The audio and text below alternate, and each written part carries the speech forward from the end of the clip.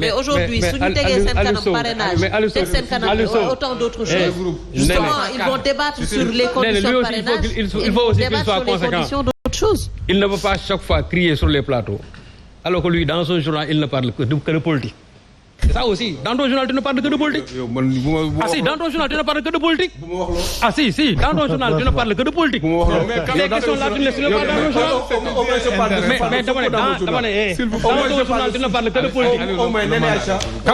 Au moins, si je parle de politique, au moins je parle de Sonko dans mon journal. Mais toi, tu ne parleras jamais du pouvoir dans ton journal. Non, mais c'est vrai que c'est intéressant. Ça, c'est ma ligne. Ça, c'est ma ligne. Lui aussi, c'est ça. D'accord, kon na ko nangu. Je l'assume. Moi je l'assume. li nga wax dafa am solo ba. mais bii la détail bu ko naa ci dugg ba 3 heures du matin mais yii laa bëgg ñuy waxtaan. li nga wax mun naa ko bind mais je n'ai pas je peux pas tout faire. Très bien. Je peux pas tout faire.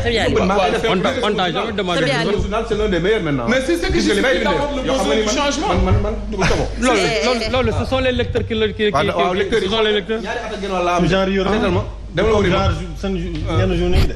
xam nga Aliou li muy wax dafa am solo loolu mooy justifier. mën naa ko bind li may wax yëpp. noppil s'il vous plaît. Il faut le faire. Il faut le faire. li muy wax dafa am solo. Il faut le faire. Loolu mooy justifier le besoin d'un changement. Il faut que donc ñu dem ci changement.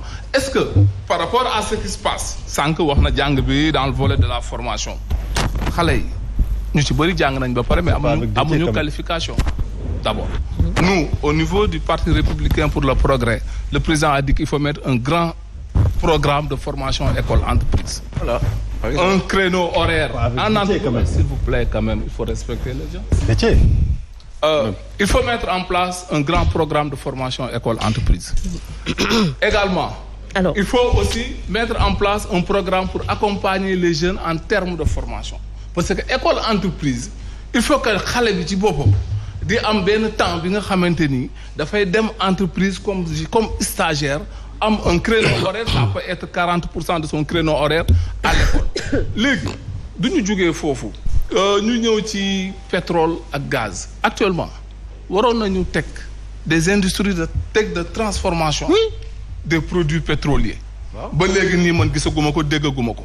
mais loolu kenn du si waxtaan parce que amuñu ko waxtaan. Le président Déthié Fall a mis un grand programme dans le alors par contre pour parler programme Mamadou le président Déthié Fall il peut très bien venir sur tribune présidentielle. Non, Inch'Allah, il le fera. Là on ne parle que programme maintenant pour en revenir au débat il le fera un grand format. Voilà donc foofu on peut parler programme on peut parler pétrole de xam nga Sénégal fan la toll. Sénégal pour en revenir au débat. Des enseignements de qualité dans les établissements publics. Sénégal fi mu toll mooy des ñaata universités régionaux lañ fi am yi nga xamante ni am na faculté santé et pourtant à l'intérieur du pays je donne l'exemple de Bambey université Bambey am na faculté santé et pourtant doo demee ci hôpital bi couloir de la mort la et le médecin le professeur de la faculté de médecine war na mën a il est très bien outillé il suffit juste de relever le plateau médical pour que ñu mën a assurer un système sanitaire de qualité du ñu jógee dans l'agriculture mais man lors des missions de parrainage j'étais dans la zone sud du ma duggee ci àll bi damay jooy il m'arrive des fois de pleurer parce que je me dis que mais il faut exploiter cette terre-là. On a des lycées agricoles. J'ai entendu le président Macky Sall, son excellence, dire que oui, dañuy monter dañu war a tabax ay lycées agricoles. Il avait interrogé la ministre de la formation professionnelle sur le lycée de Sandiara. Mais la ministre n'était même pas capable de donner une réponse.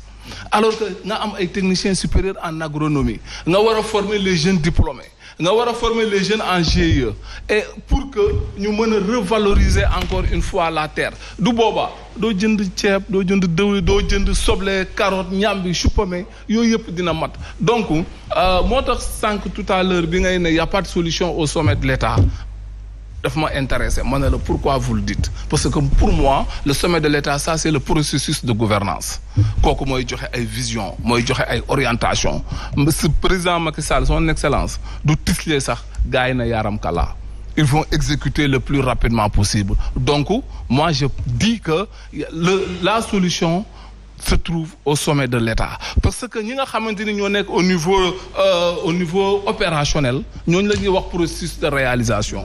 ñooñu ce sont les fonctionnaires. Oui. Ce sont les techniciens des fois on a l'habitude de dire que allez-y. Ça n'est pas quelque chose de figé. loolu rek laa bëggoon wax. ah allez-y. ça bouge. et je comprends après j'ai compris votre raisonnement man nee naa la après j'ai compris votre raisonnement.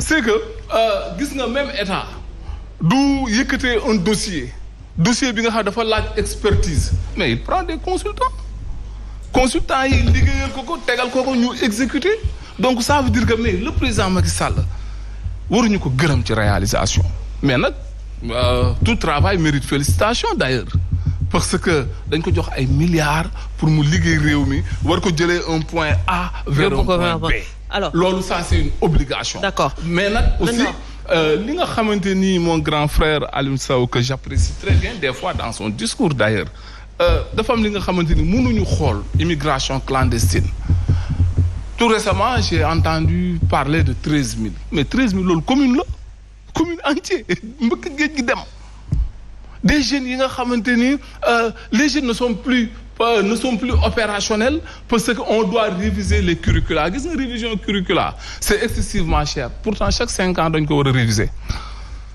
Je donne un exemple des fois da ngay jël benn filière de formation ci benn module boobu le contenu dafay différent sur pratiquement un ensemble d'instituts de formation module bi dafay différent le contenu devient différent sur l'ensemble ci beaucoup d'instituts de formation moi je le vis tout le temps. D'accord. Donc dafa am li nga xamante ne état moo ko war a jël en charge c'est là aussi qu'on doit revaloriser l'Office national de la formation professionnelle. Office national de la formation professionnelle prérogative am dafa war a nekk ci révision des curricula yokkoon nañ ci la construction des établissements mais 3FPT il ne devrait s'occuper uniquement de l'accompagnement des jeunes mais 3FPT mu ngi ci yeneen accompagnement des jeunes rek la war a def avec le président Sall on avait inauguré des espaces services Sénégal man à chaque fois du ma duggee cité kër góor gi dinaa taseeg ay jeunes yuy laajte fan la 3FPT féete alors que dans leur commune on devrait implanter des services yi nga xamante ni war na mën a gérer au minimum certains dossiers administratifs. Sauf que là il reste moins de 3 mois peut-être. Non on va opérer un changement. Oui, on ne veut plus de la continuité. Il y a le président Déthié Fall qui est là il a offert un programme. D'accord. Et dans ce programme non nee na nag da nga may égaler. Pas pour parler programme. Pas pour parler programme. Je vous le concède et je respecte votre ligne de conduite. Pas pour parler programme. Il y a aucun souci. Mais li nga xamante ni moom moo am continuité moom du amee moom mooy rey nga Sénégalais yëpp parce que kenn ñaanul yàlla également gis xale yi di dem mënuñu apporter ci ñoom mënuñu leen apporter ay solutions mënuñu gis ay bon quand j'entends dire des enseignants dañoo jël géej gi dañoo dem c'est parce qu'ils ne sont pas motivés. C'est vrai on a valorisé le salaire des fonctionnaires mais ça peut-être que j'aurais préféré qu'on subventionne.